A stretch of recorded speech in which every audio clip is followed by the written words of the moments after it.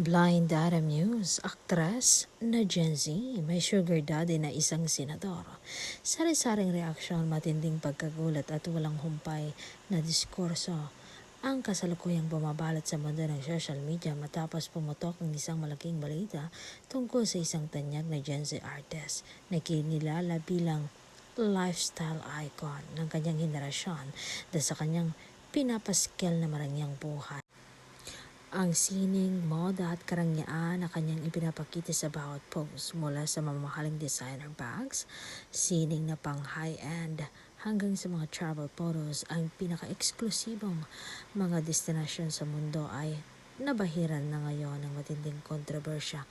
Matapos lumabas ang ulat ng lahat ng ito ay pinopondohan din umano ng maimpluwensyang politikong tumatayo bilang kanyang sugar daddy. Lalo naging mainit ang usapin dahil sa lumalabas na impormasyon tungkol sa sobrang kalandian at kawalan ng hiya ng nasabing Gen Z artist na tila ginagamit ang kanyang ganda at mapanuksong personalidad upang makuha ang lahat ng material na bagay na kanyang ninanais mula sa isang lalaking may pamilya na.